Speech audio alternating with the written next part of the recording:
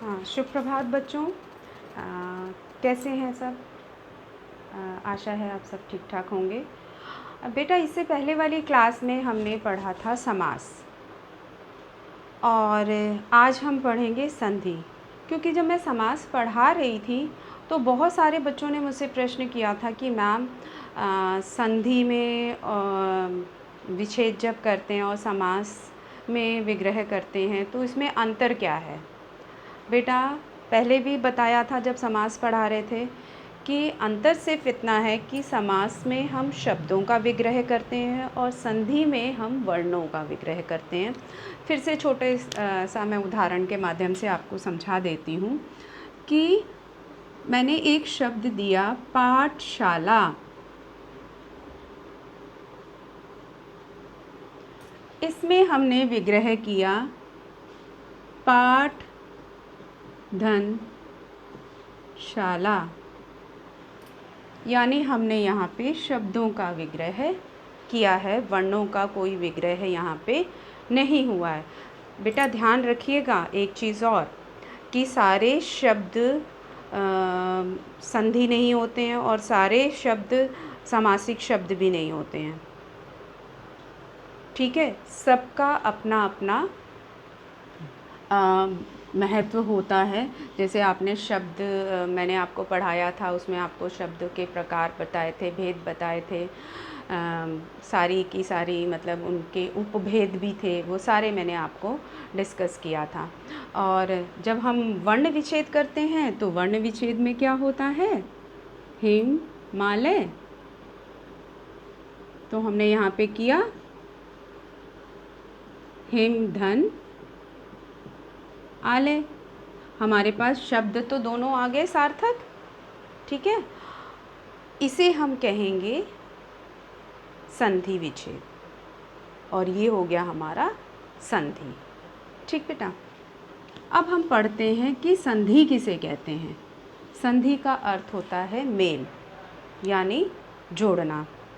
आप कई पुस्तकों में पढ़ेंगे कि संधि की परिभाषा जब पढ़ेंगे तो उसमें लिखा होता है कि दो वर्णों के मेल से जो विकार उत्पन्न होता है उसे हम संधि कहते हैं। तो बेटा वहाँ पे कई जगह उन लोगों ने शॉर्ट कर दी है वो परिभाषा, क्योंकि जब बच्चे फ़र्स्ट टाइम पढ़ रहे होते हैं संधि तो वे नहीं समझ पाते हैं। जो बड़े हैं, जो पढ़ चुके हैं, उन्हें समझ में आ जाता है कि वो छोटी सी परिभाषा में क्या कहना चाहते हैं। लेकिन जो फ़र्स्ट टाइम पढ़ रहे होते हैं और नहीं जानते होते हैं तो वो थोड़ा सा कंफ्यूज हो जाते हैं कि मैम यहाँ पे बोला गया है दो वर्णों के मेल से उत्पन्न विकार, विकार अर्थात परिवर्तन।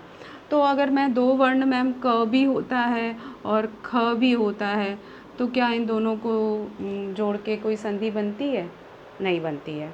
हिमालय को जब हमने किया था तो उसमें बना था। फिर से मैं आपको इसीलिए एक परिभाषा जो आपको समझने में आसानी हो तो वो परिभाषा आप लिखेंगे। किन्हीं दो शब्दों के दो वर्णों के मेल से उत्पन्न विकार को हम संधि कहते हैं। ये आपके समझने के लिए मैंने ये परिभाषा लिखी है ताकि आप लोग इस परिभाषा से आसानी से संधि को समझ सकें। ठीक है, अब आता है बेटा, मैं जो बताऊंगी वो फॉर्मूला आप ध्यान रखिएगा, क्योंकि जब हम संधि के भेद और उसके प्रकार और भेदों के भी भेद पढ़ेंगे तो फॉर्मूला के अनुसार ही हम पढ़ाई करेंगे। कैसे? जैसे आप लोग मैथ में पढ़ते हैं तो कई सम सॉल्व करते हो तो किसके आधार पे करते हो? फॉर्मूले के आधार पे करते हो।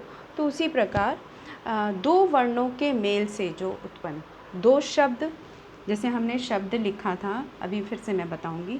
प्रथम शब्द का अंतिम वर्ण और द्वितीय शब्द का अंतिम वर्ण, तो वर्ण वर्ण जुड़ गए बेटा, शब्द भी आ गया दो शब्दों के दो वर्णों के मेल से, तो हमारा यहाँ शब्द भी आ गया और यहाँ उनके वर्ण भी आ गए। ठीक है, एग्जाम्पल के तौर पे हम लेते हैं बेटा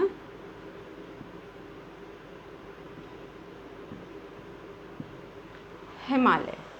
अब हिमालय में बेटा मैंने इसको अगर विग्रह किया तो कैसे किया?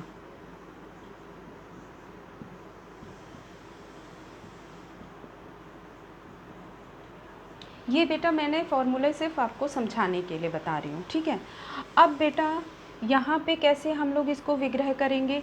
यहाँ इसका प्रथम शब्द का अंतिम वर्ण क्या है, म, और द्वितीय शब्द का प्रथम वर्ण क्या है, आ,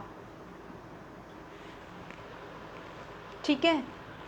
और इसका हम विच्छेद करेंगे तो क्या बनेगा,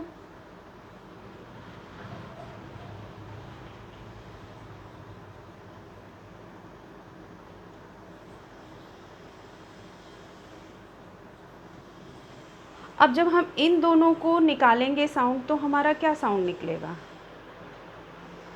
आ ही निकलेगा। जब हम दीर्घ स्वर पढ़ेंगे तब आपको और डिटेल में फॉर्मूला, तो हमारा आ ही बना, ठीक है बेटा। तो हमारा शब्द क्या बन गया आपके पास,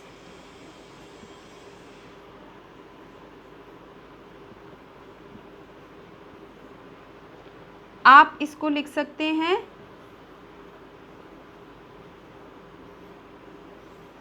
फॉर्मूला के अनुसार आपका शब्द बन गया।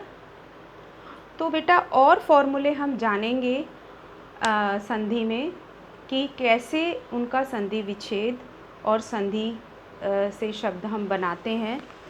अभी ये वाला फॉर्मूला आप अपने दिमाग में बिठा लीजिए कि ऐसे हमने इनको विग्रह करना है वर्णों के आधार पर, ठीक है। दूसरी एक चीज़ और, जब हम संधि के प्रकार पढ़ेंगे तो संधि के 3 प्रकार हैं। कौन कौन से हैं, स्वर संधि, व्यंजन संधि और विसर्ग संधि। पहले हम स्वर संधि के बारे में जानेंगे और उसके भी भेद हैं। तो आज सिर्फ इतना ही बेटा आप ध्यान रखिए कि कैसे इनको हमने जोड़ा और कैसे शब्द बनाया, संधि शब्द बनाया। कल हम स्वर संधि, बाकी भेद बाद में पढ़ेंगे। पहले स्वर संधि के भी 5 भेद हैं। कौन कौन से भेद हैं स्वर संधि के, दीर्घ स्वर संधि, गुण स्वर संधि, आयादी स्वर संधि, यंट स्वर संधि और वृद्धि स्वर संधि। इन सब के बारे में हम अगली कक्षा में विस्तार पूर्वक, आज आप क्योंकि फर्स्ट टाइम पढ़ रहे हैं तो आपको ये फॉर्मूला समझने की आवश्यकता है। ओके बेटा, कल की क्लास में फिर से मिलते हैं। Thank you.